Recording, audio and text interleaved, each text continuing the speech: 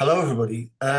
So just to say what the purpose of these workshops are for those people who haven't attended before, the idea is to look at the various keys that are in the book that Viv and I have written called Try This, and to just spend a bit of time really having a look at a key in particular and an example.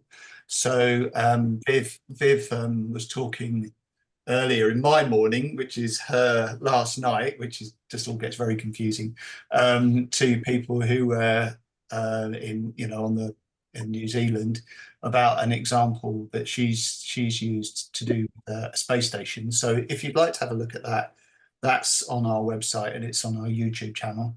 But this one that we're going to look at today is an example that I've done recently.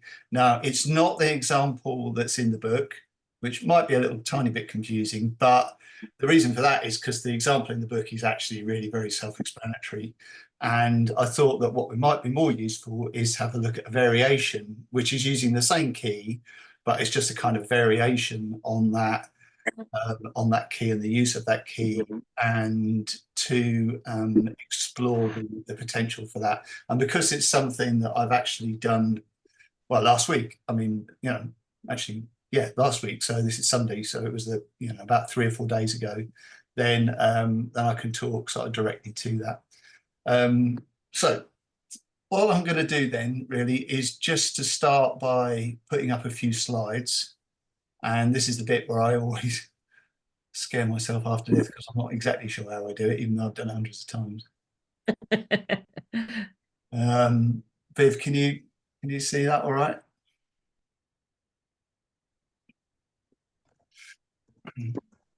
Yep, coming through loud and clear. Yeah. So what we'll do first is we'll look very briefly talk about the key that we looked at last time, which was key 7, which is called Watch a Drawing, and then we'll crack on and talk in more detail about key 8. So this is the outline, just as I've said there. I said coming through loud and clear, but actually it's saying loading. Oh, is it? At least it is on my screen. Yeah. Oh, okay. Yeah, and mine. It's just saying it was clear before you went into presentation mode. Oh, really?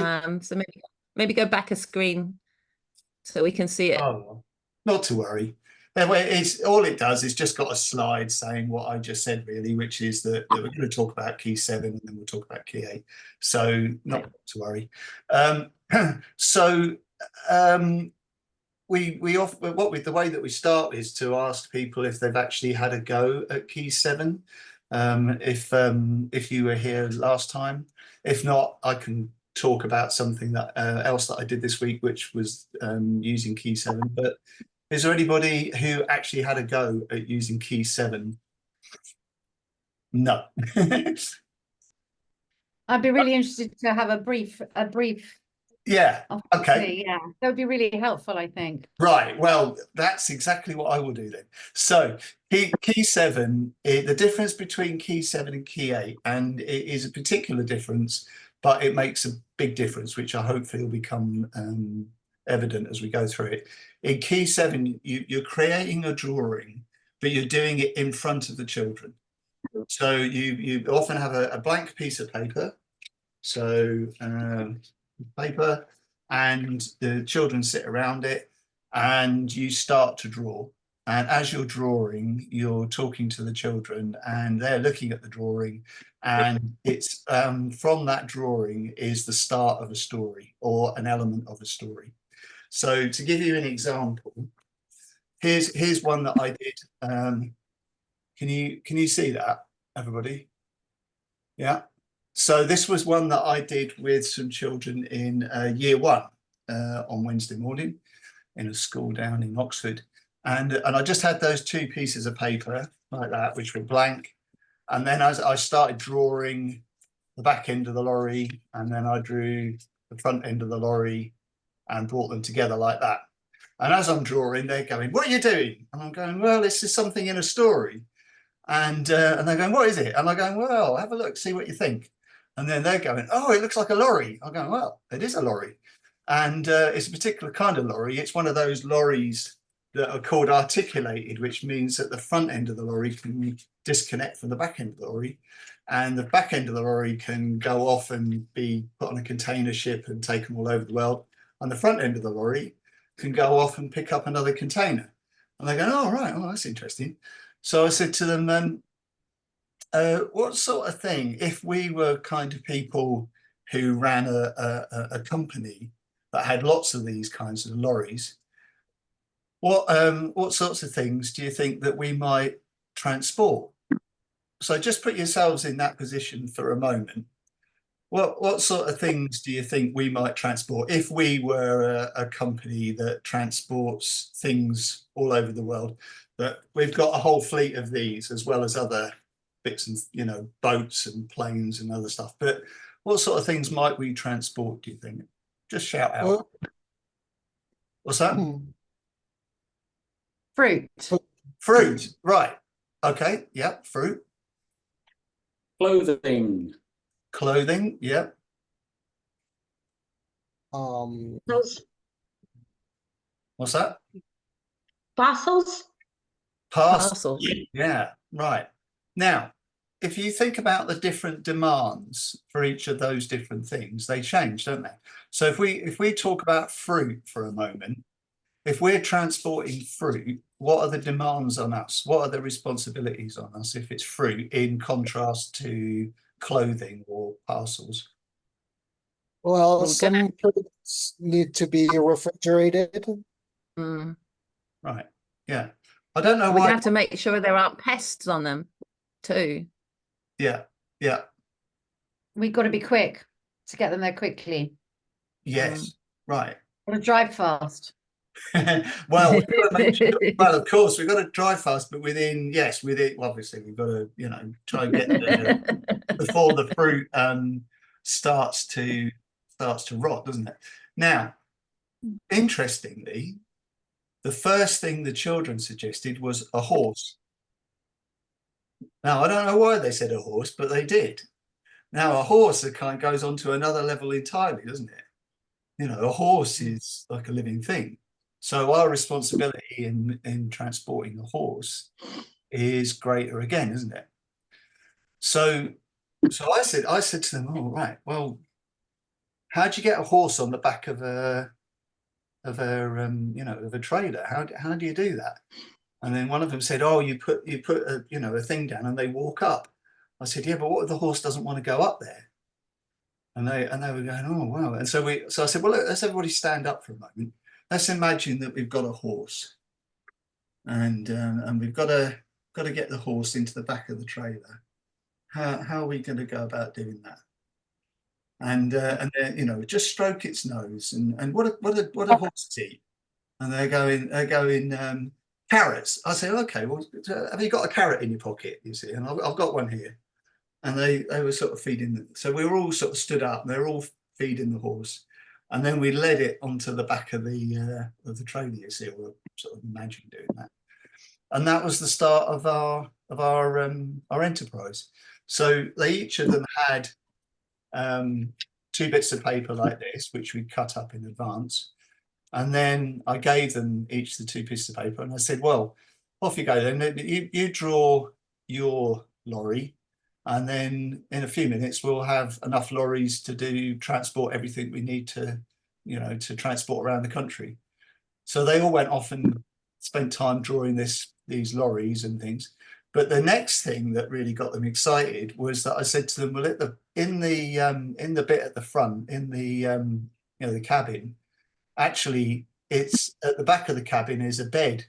And it's like a little hotel room that the drivers have, and when they park up, they can just hop in the back and spend the night there, you see. So why don't you turn the paper over and draw what you'd have in the back of your cabin?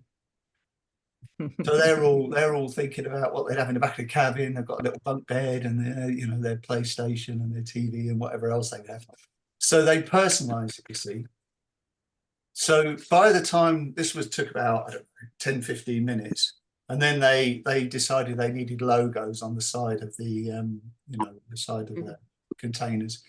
So by the time we'd finished, which was about 10, 15 minutes, we had a tea.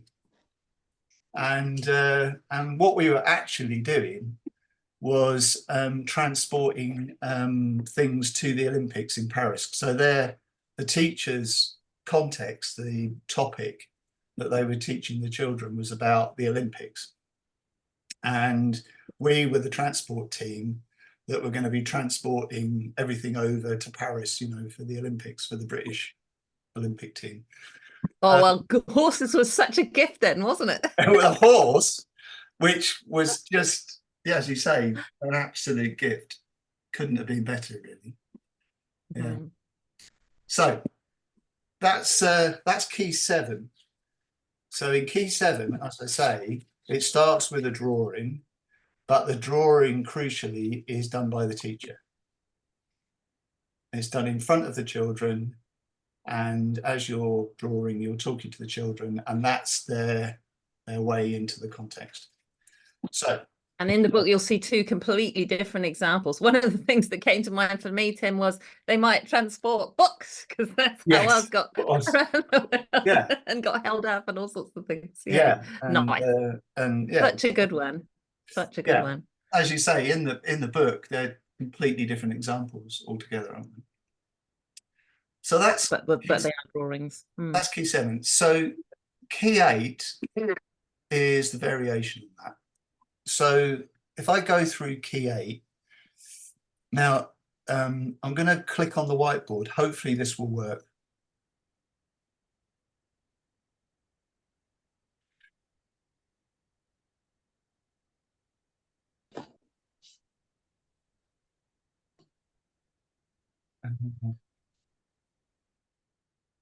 Can you see that, everybody? Yep. Yeah. Okay, that's brilliant. So if I draw this, if I draw a line, you can see that. Yeah. Yep. Brilliant. Yep. Okay. Right. So, so I'm going to talk a little bit about a story. Now, this story is one that you'll know well, and we were exploring it in a reception classroom on Wednesday morning. So the children were sitting around the carpet, and we started the story with somebody who was anxious. It turned out to be a mum who was very anxious about her son. So she'd got up in the morning and she'd gone into his bedroom and he wasn't there. And she was very anxious about him. And the children were sort of, you know, discussing what might have happened to him. And then she said, well, this was all teacher and role, of course. She said to the children, well, I'm a bit worried that he might have gone up that beanstalk. I told him not to climb up there, but he's a bit of a naughty lad, Jack, and I think he might have gone up there. So would you come into this story as a team of people who could climb and see if, like a team of rescuers? And they, of course, were like, yeah, we do that. That sounds great. So we laid out pieces of paper on the carpet, and then they started drawing the beanstalk. They were drawing leaves and laying it on the carpet. And after about sort of 5-10 minutes, we had a beanstalk. So they're sitting around the carpet. So imagine they're around the carpet now. And I used a piece of narration. So I said to them, the team climbed up the beanstalk. And when they came to the top, they emerged onto clouds. And there in the distance was a giant building. And it had a tower. Looks a bit like this one. Oops. I'll see if I can do it right. Okay. Like that. And this was where, well, stories are this was where a giant lived. So I'll just do the outline for us, just like this. Oops. So if we're looking at a castle, I said to them, what sort of other bits and pieces do you think there might be on a castle? So we've got 2 towers and then we've got this bit here. So what other sorts of things do you think might be on the giant's castle? So I'm going to invite you to join in and give me some ideas. Perhaps a flag? A flag. Where do you want the flag, Ulysses? On the top of a tower. Do you want this one? This tower here? Yeah. Oops. Okay. Let's try it doing this way. Ah, there we go. Like that. There we go. How's that? And then you want a flag. Yeah. Oops. See, this is so much easier when you do it on a piece of paper than it is doing it on a white. Is this working all right for everybody? Can you get the idea? Great job. Great job. Thank you. I appreciate you giving me feedback on it. This is not my my comfortable place. So if I was doing it on a big piece of paper, you get the idea, wouldn't you? There we go. It's a flag. Right. So everybody, what sort of things do you think might be on a flag for a giant's castle? What sort of thing do you think might be on there? A big gold coin. Oh, yeah. Yes. So It's going to look a bit like Japan, this castle. Yeah. Okay, let's do can I do a coin? Oh, there we go. Or it can be square if it's easier. It might turn out to be easier. Let's put it, there we go. Oh, it's amazing. That's not too bad. Okay, all right. What else should we put on this castle then?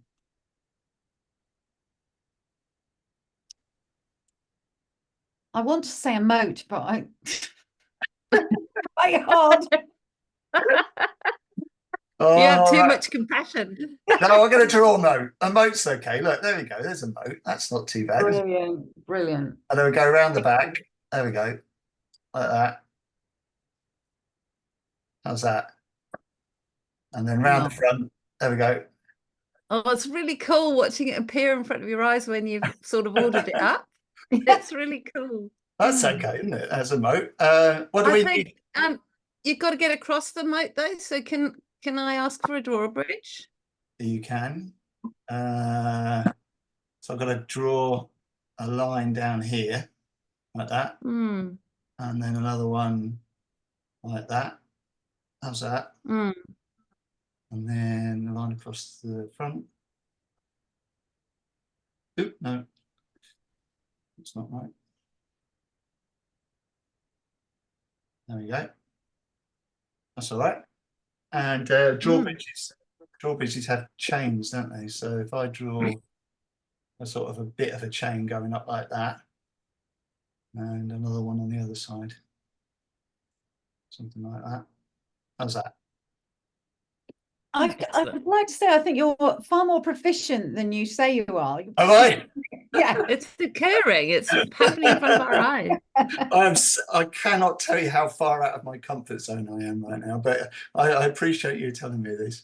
Okay, what else shall we put into this this castle then? Well, It's a you window. need the gate. Hmm? You need the gate for that. A gate, yeah. Yeah. Yeah, let's do so I'm gonna try and do a gate with like a kind of with an archway. So if I do like that.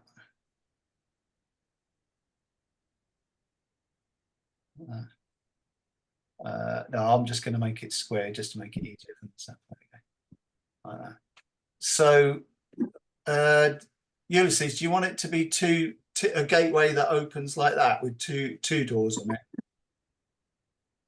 Now, since it has the bridge door, I believe that the bridge would close the gate. Oh, okay. It would so this would go up and then it would cover the gateway. Oh, okay. All right. Yeah. What else do people want? Can I have a washing line, please? You can. That's not what I was expecting. Where do you want that? Between the two towers, and the wind is, Oh, you want a washing line going between the two towers? Well, he's got giant clothes. He's got to give him a bit of space. All right. Like that, you mean? And then he's going. Or is he going to hang his clothes from it? Okay. All right. Lovely. Got to consider the practicalities. So you get We the need some idea. windows. What's that? Maybe we need some windows so we can We see what's do. going on. We do. We definitely do. So we can do arrow slits, of course. Oops, of this kind, like that. Put a few of those on. Makes it look a bit more castle-y. Like that. Now, oops. No, I want to do that one. Now there are two windows in particular. There's one in this tower, and then there's another one in the other tower.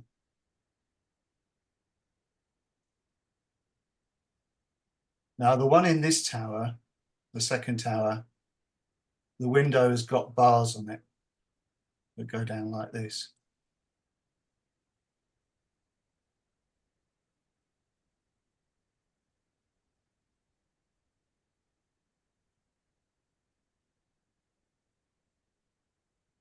And the window on this tower has, I'll see if I can draw it.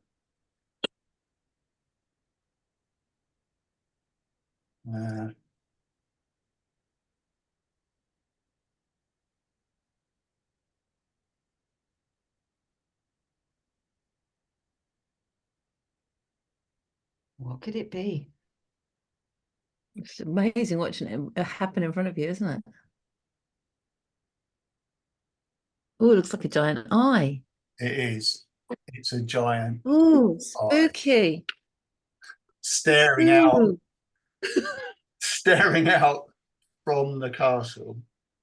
So if we were these rescuers, what might let's think about our own safety first. What could we do to keep ourselves safe at this point? Just have a bit Get back down that beanstalk. Well, if only we could, Viv. If only we could. But we've got Jack to find and to rescue. So what are we going to do to keep ourselves safe? Go Bye-bye. back door. Sorry, I'm going to have to ask people to repeat. I didn't quite catch it. I Go said at go through the back. Do you want to go first, Carolyn? I was just going to say go through the back door. Go through Go the back that way. door. Now that's a good plan. So see if we can sneak round the back and find a way in through the back door. Okay. What else? Whatever it is looking this way. So who was the other person who spoke that who didn't get the chance to speak yet? Carolyn and someone else? Jess, what were you saying, Go, Jess? Jess. We're camouflage. Camouflage. Yes. So let's have a little bit of a think about what kind of camouflage we've got there. Now remember, I'm doing this with reception children. So we're they're all, by this point they are very, very excited, and they're thinking about how to rescue Jack, and they've got to deal with the giant. So so I'm saying to them, what sort of camouflage would be useful? So what sorts of obviously some of them I need to explain what camouflage means, although camouflage did come from the children itself. So what sort of camouflage might be useful for us in this story if we don't want the giant to see us? We dress with branches and be a bush. Yes, so we could hide in the bushes and the trees, couldn't we? Now, if we took out our binoculars, I said to them, take out your binoculars. So all the children have got their binoculars out like this, you see, and they're all looking like that. And as they're doing that, I said to them, as we're watching, the eye disappears from the window, and a moment or two later, a giant figure emerges from the doorway. And I said, just keep watching. So they're all watching like this. And then I stood up and I said, just before we take a closer look at the giant, I said, how dangerous and scary do you want this giant to be? I said, just put your hands like that. And they all put their hands like this. So I'm going to invite you to do the same. Just play along with me for a moment. So, because there's a very, very good reason for doing this, which I'll explain in a minute. So I said to them, just sort of give me an idea about how scary do you want it to be. If you want it to be very scary, do that. If you want it to be a little bit scary, do that. And if you don't want it to be scary at all, do that. You see. So you can sort of give me an idea. Oh, I see, John. You're quite scary, but not too scary. Carolyn, oh, you've got like a huge, like a very scary sort of thing. And oh, Jess, you're doing a sort of, with the thumb. You're not 100% sure. Now, just relax. Thank you for playing along. Now, when I've done this before, this step. Sorry, I'm just going to stop looking at the castle for a bit because we're going to move on now. Just before I do move on, did that work okay for everybody? Could you just imagine me doing it with a piece of paper and the idea of ideas from the children, and as I'm doing it, I'm adding them to the picture, and I might be inviting them up to come and draw on the piece of paper as well, and and eventually we've got a castle, and the rest of it. So now we're moving the story on a bit, and we've done it through the idea of them looking through the binoculars and then the giant emerging out of the castle. Now, this business with the hands, this is crucial, I think, because they're little and they don't know what I'm going to do. So if I decide to represent a giant and I stand up, I am going to be physically big for the first thing. They're sitting on the carpet. I'm going to be physically big, and they're going to be worried about what I'm going to do because I'm representing a giant who lives in a castle, who steals children, who's kidnapped a child. So they need to have control over that.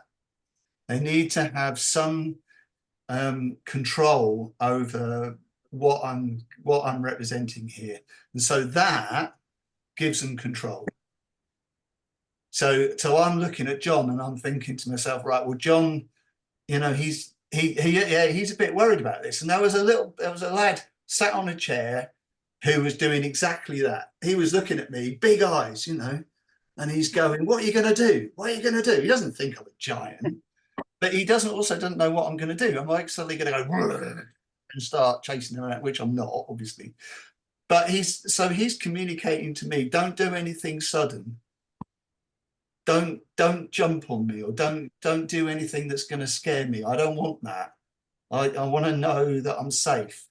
And that's giving him that. And then I've got other children who are kind of going, like Caroline, give it to me. I want it large, I want it exciting. This is what I want. I want a giant who's going to, make my blood go cold, that.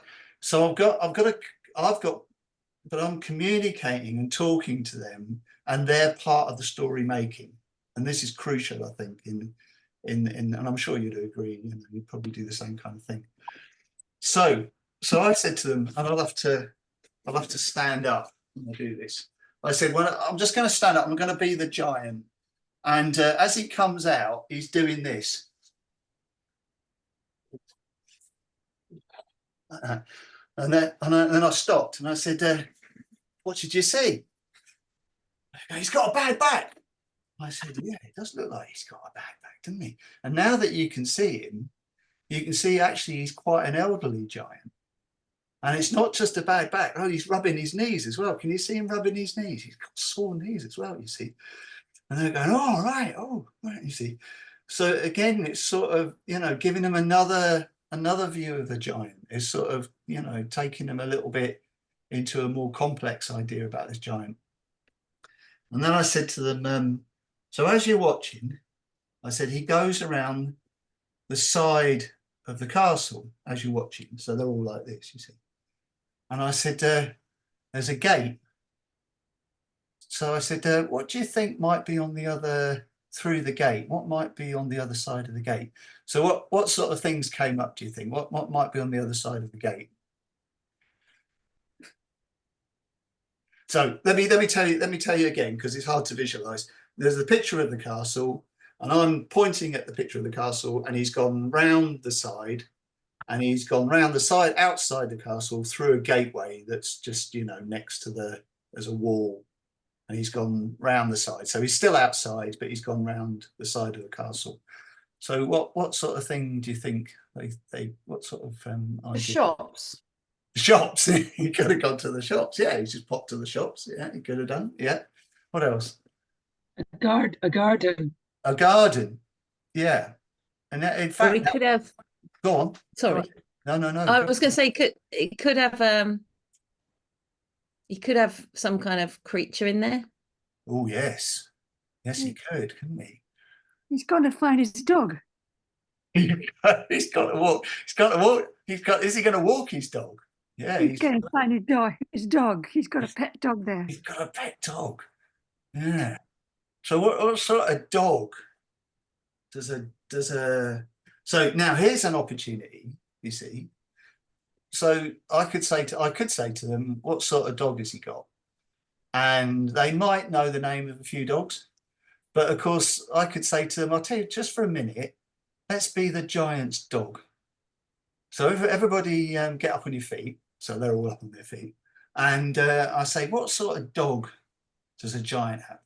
Is it an angry dog?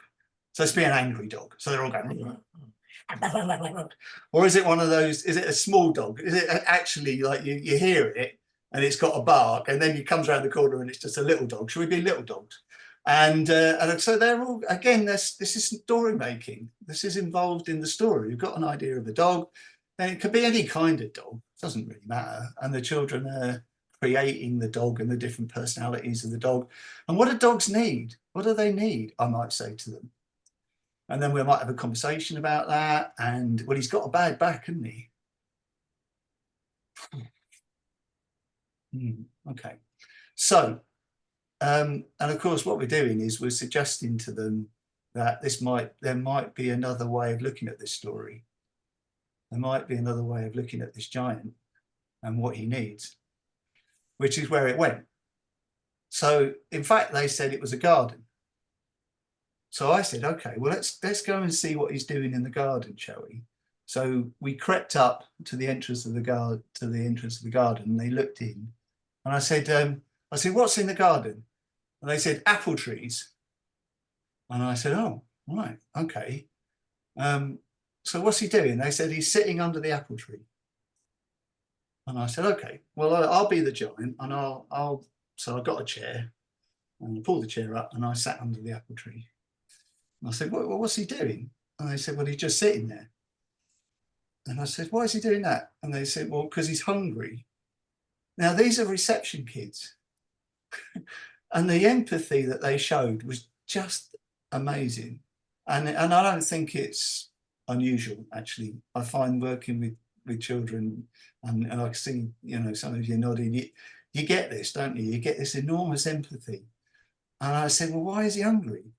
And they said, well, because he can't get down and pick up the apples. And I said, oh, well, okay. Well, perhaps there's another way of helping Jack. And of course they picked it up immediately, didn't they? So they said, well, we could collect the apples for him, for the giant, and then he wouldn't be hungry, and then he wouldn't have to eat Jack. And I said, and honestly, this is exactly how it happened, just like this, which is really quite remarkable, isn't it? But not that unusual. So I said, well, how are we going to get from where we are looking at the giant to approaching him and asking him if he would like us to pick up the apples? Because I think there's a danger there that he might misunderstand who we are and what our purposes are. And they said, well, we'll have to talk to him. I said, well, how do you go about doing that? And then they decided that what they needed to do was to approach the giant very carefully and bow, because they thought that was respectful. Like this, you see. So the giant, so I said, well, okay, let's have a go at doing it, shall we? So I sat there as the giant like this. And they all stood up, and then they all sort of shuffled. I was like, ooh, like this. And they're going, oh, like this. And they started bowing like this. And I said, what are you doing in my garden? And they all went like that, you see. And then I stopped and I went, oh, was that too much? And they would go, no, that was all right. That was fine. I went, oh, okay. All right. Well, as long as I'm sure that I'm doing it all right. And then they went like this. And I said, what are you doing in my garden? They said, well, we can help you with the apples. And I said, well, how can you help me with the apples? And they said, well, we could pick up the apples for you. And that's what they did. Now, they all went off and they drew on bits of paper apples.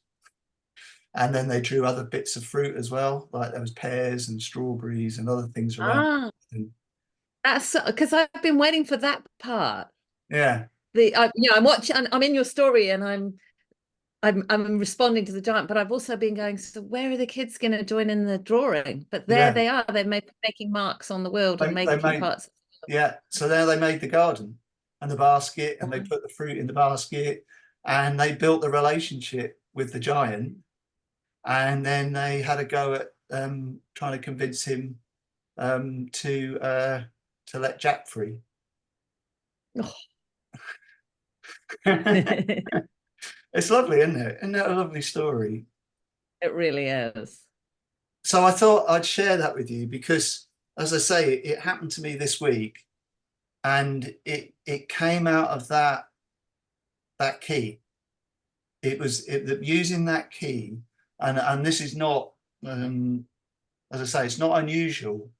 There's something, and we were talking about this morning, weren't we? There's something magical, something very, very captivating about a picture that is created in front of you, and that you have a part in playing, and then using that as a way into a narrative, and it's quite a straightforward, quite a simple thing, but it works really well. And I could really feel that. I need to say this to you, Tim, because we often say this to each other, because I'm experiencing it today as a participant instead of a teacher. But I could really feel the difference today between key 7 and key 8, because, when John wants a washing line, the washing line is in that picture. Whereas in key 7, we're not just, because sometimes it's important that the picture is a wonderment full of things that the teacher gifts the children. But here, it was much more of a co-construction. But we still gave our offers to Tim, and he added them. But it did feel like our ideas were folded in, didn't it, John? And the other thing I want to say, Tim, is the power of the image to speak, because when you did the eye, I'm actually still quite freaked by that eye, because it was so big.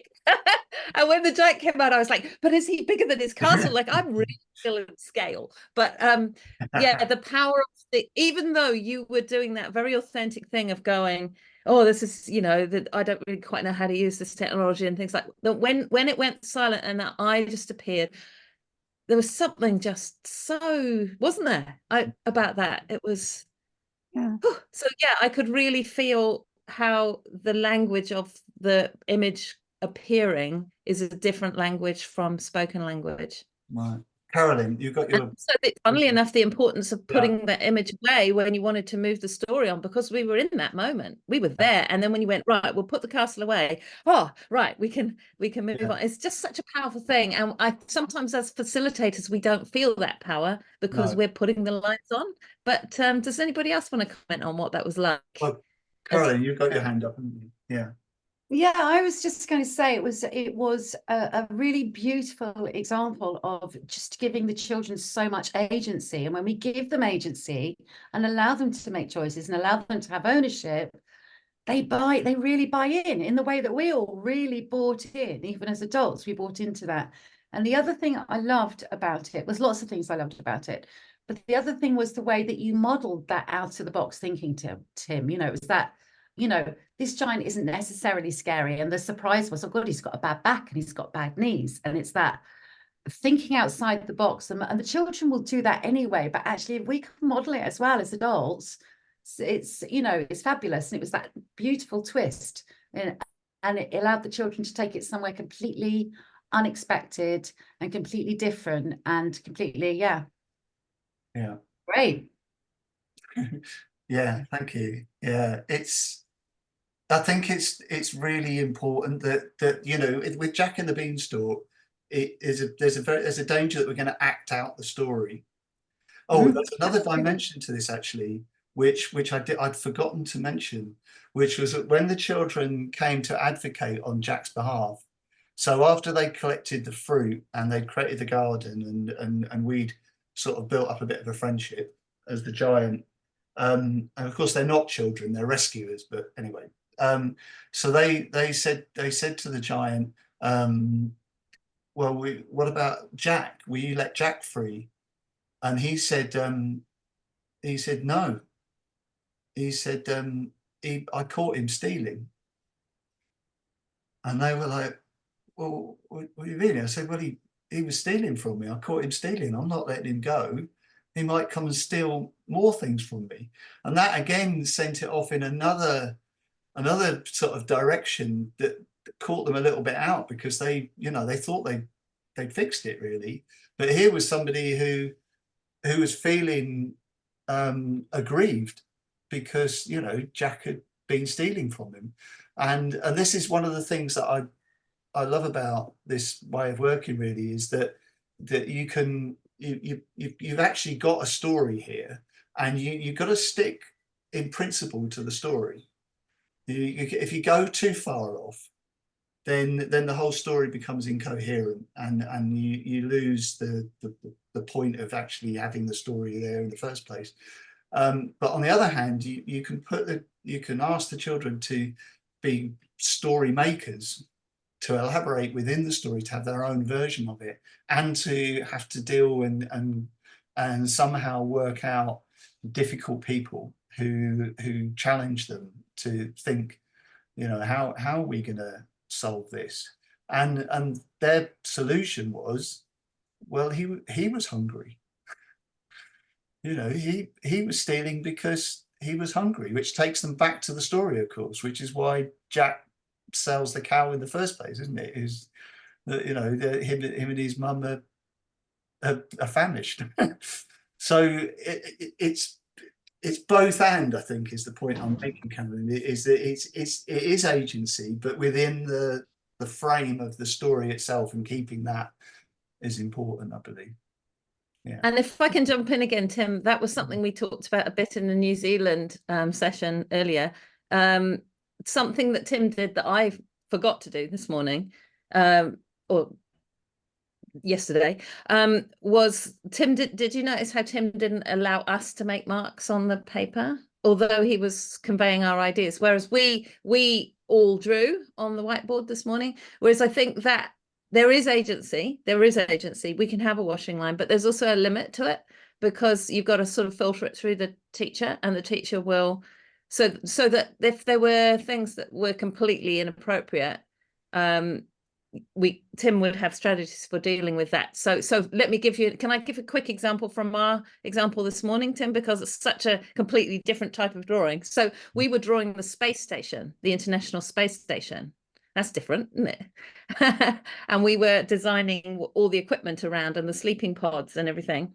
And the danger with doing it the way I did, in fact, it was fine because we'd been watching a video of the space station, so we knew the kinds of things that were there. But what if a child drew an alien, and they've drawn it on the piece of paper, and now there's an alien on our space station, and obviously that becomes our focus. We can't not have the alien because the child's drawn it there. But what Tim said was, if you get the children to draw their ideas on small pieces of paper, then when the child offers that, you can take account of it, saying, oh, you'd like there to be an alien. Wow, that's a how did you do it, Tim? You did it so well. You said there might be, but what we're going to do is, I'll tell you what we'll do. The alien's not in the story yet. Yes, right. But we'll pop that one over there because that might show up. That might show up later, or that would be an exciting direction for our story to take. Yeah. Was that kind of the way you dealt with Yeah. that? So the handling of offers is a really big part of this, isn't it? So there's agency, but there's also limits on agency. And I think that is something that we manage quite carefully in dramatic inquiry, because it's what bits we want the students to have freedom over. Is not absolute, agency. When Foucault talked about agency, it was always within a habitus. It's always within boundaries. And actually, if you reviewed the steps Tim took us through again quite carefully, there are loads of boundaries. There's loads of limits. But within that, you feel a lot of your own control. But without those limits, we wouldn't have a shared story and a community and a set of givens that work. Yeah. Another good example of that is, say one of the children has said there's a guard, and I'd have gone, oh, where's the guard standing? And they said, well, outside the front. And I said, okay. And I said, what does the guard look like? And they say, well, he's got a machine gun.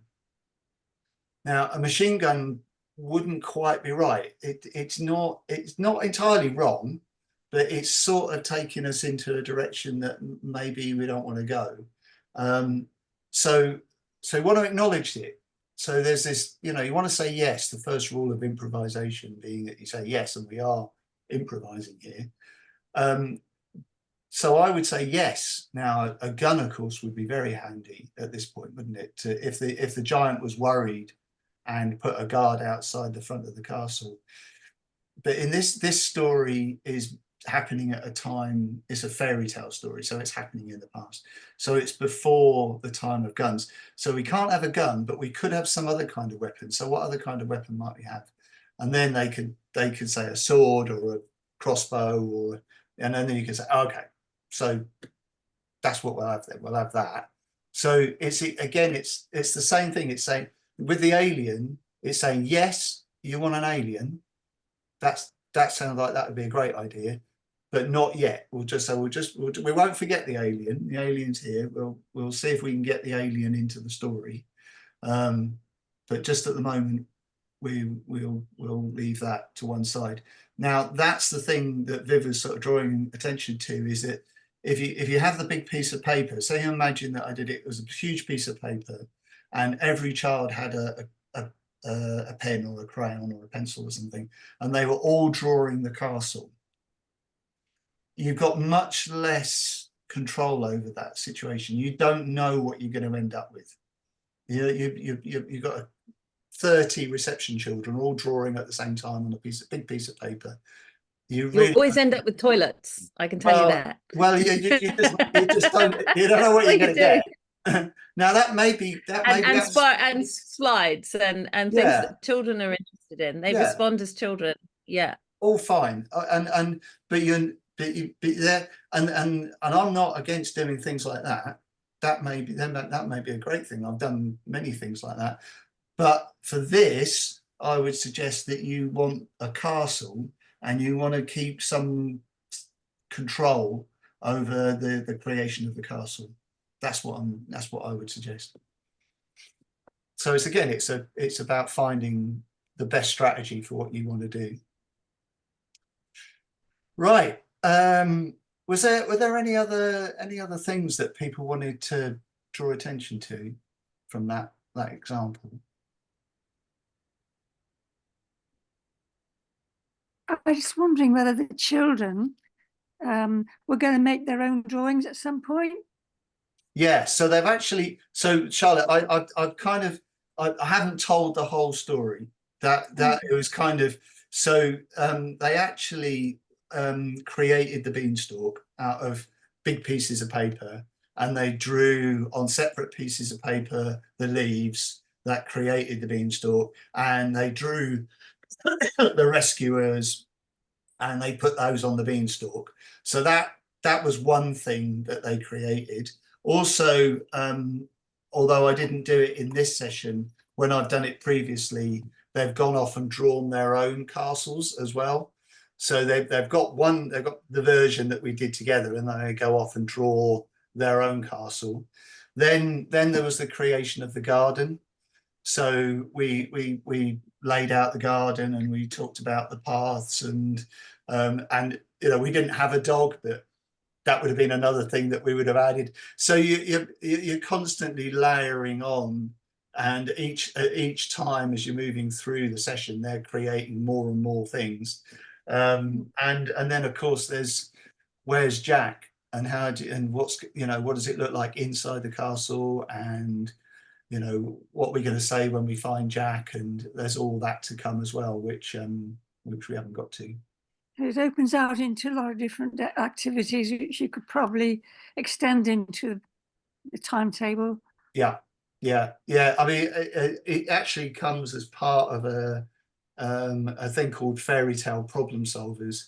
So when I taught, you know, and I had my own class, you know, back in the day, I did a whole sort of term where we were a team of problem solvers for fairy tale characters, and we went, you know, to rescue Jack, and we had Mrs. Pig. You know, she's got, one of her boys is all right, but the other two are idiots. You know, she's really worried about them, so we built houses for them, and you know, or as Cinderella, you know, she had a problem, and you know, Rapunzel.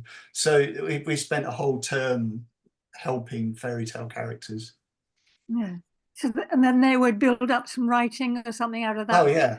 Their episodes. Yeah. So there's plenty of reasons for writing as well.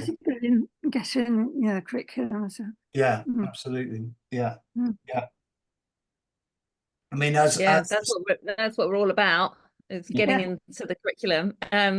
Yeah, Tim and I were talking this morning about how there's always writing. There's always writing in a world, isn't there? Because like just in our world, in the real world, there's always a reason to write, if you think about it, because there's always a story to share, or some information to report, or something a list to be made, or a sign to be made. And it's exactly the same in the imagined world. Any context, whether you're in the space station or in a castle with the giant, there's always a need to write. And for teachers, it's just shifting your thinking from writing being a thing that's happening in the classroom to thinking, why would there be a need to write here? And once you make that shift, the difficulty is stopping it linking to the whole curriculum because it's all there. Curriculum is the real world broken into boxes, and in dramatic inquiry, instead of the real world, we have an imagined world. But sure, we're going to need to write stuff. We're going to need to speak stuff. We're going to need to read stuff in this world that we've created. In fact, it's probably going to be all the more interesting because it isn't our classroom world. So, for example, we're the first thing that's obvious is we're going to need a plan to rescue Jack. If the giant's not going to let him go, which he's not, then we need a plan to rescue Jack. So Carolyn suggested that we look round the back. So you know, there's a piece of writing here, isn't it? We write the plan down so that we're all agreed this is what we're going to do. So first of all, we're going to look round the back. Second, we're going to, you know, and then we can enact it. They could draw their plan, and then they can write it, because the writing is an important part of. Oh, that's another key. And that's another key. That's another one. But so writing, once the context is created, the writing is always purposeful. There's always going to be a purpose to the writing. So I was thinking we probably need to do some persuasive writing, like all the giant needs to say is, well, I'm not I'm not listening to you, but you know, if you write it down and if you give me your arguments clearly, maybe I'll consider it. Yeah. And then we've got persuasive writing. Yeah. Or maybe, Yeah. maybe there'll be a writing activity like, oh, we best write a note to the local police station if the giant is going to get Yeah. sort of Yeah. a Yeah. As long as Exactly. it's authentic, as long as it's the kind of thing that would happen in the real world, the kids will do it. yes, yeah. And even the kids will turn around and say, like a child said to me not so long ago, "You've actually got us doing maths here, haven't you?" Mhm. To which I replied, "Yes, I have." To which he replied, "Sneaky." Mhm. But Yes, and the other piece of writing that appears obvious is that Jack's mum's going to want an update. So how do we write? So we're going to write and tell her that we've found Jack, but he's still, he's still in the dungeon. And then how do you get the letter from where we are up in the clouds down to Jack's mum?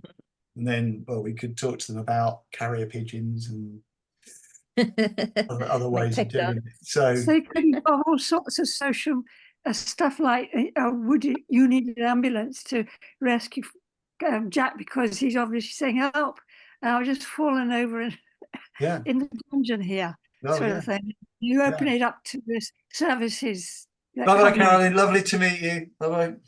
Yes. Yeah, that's exactly it, Charlotte. What happens is your brain starts going, and I could, and I could. As I said, it's what that becomes might hardest to include stop. their own experiences there. I remember a time when we needed this, that, and the other. How would that reflect in? So they go off at a little tangent because they're remembering things in their own lives. Sorry, can you just ask that question again? What were you saying? If the child gets sort of reminiscent about similar activities actually in their own lives that come in and relate to the story there. Yeah, well, they do sometimes. They anecdote, don't they? Yeah, I have a dog and he always wants to do something yeah, like that. Yeah, I mean, sometimes there are some children occasionally who they do that a lot as a there's a need, and I mean I listen respectfully and say, well, we've got I mean, it'd be lovely to listen to another one of your stories, that would be lovely, but we've actually got we've got to rescue Jack, and his mum's worried sick, and so we better get on with that, really. So, if you could keep your stories for and another their own time. pictures might reflect something anyway. Yeah, I mean, obviously those kind of things pop up all the time, don't they, with when you especially when you're working with young children, and they're yeah. Well, Anyway, you can do that because you can do that from within the role, and you don't have to. You don't have to be teacherly in that moment, and you provide a context for actually saying thank you ever so much, and now. And I really enjoyed watching the way you edged into that role. With the kind of steps that you took before you decided how to embody the giant. So that's good to see. Thank you. Oh no, I appreciate that. Yes, the characterizing of the giant was nice. Yeah, thank you. No, I appreciate that, because it's that's where the artistry is, isn't it? The little sort of subtle steps that you use to introduce a role, and then kind of you obviously, what from the outside, obviously as a teacher, what you're doing is you're transitioning from one part of the story to another. The drawing of the eye is significant because it comes at that point in the story, and obviously in my plans I know that I'm now transitioning into another part of the story. But yeah, how subtle you can do that is that's the joy of this work, isn't it? You can do things like that.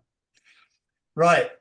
Well, it's 8:05, so we've come to the end now. It's been so lovely seeing you all. I enjoyed that. Good. So next month, Viv, we've got a date, haven't we? It's just I can't show you on the slide because it'll be the first. sorry, am I muted? No, it'll be the first Sunday of Okay. next. So it's the first Sunday of each month.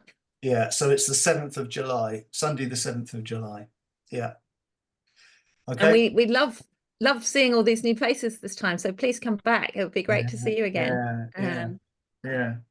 And in the meantime, if you do have a go with this key or any of the others, please share that with us. There's a place on the website, and Ulysses has done it, where he's shared his examples, and then we can put it on our website for other teachers. And come along next time if you give this key a go.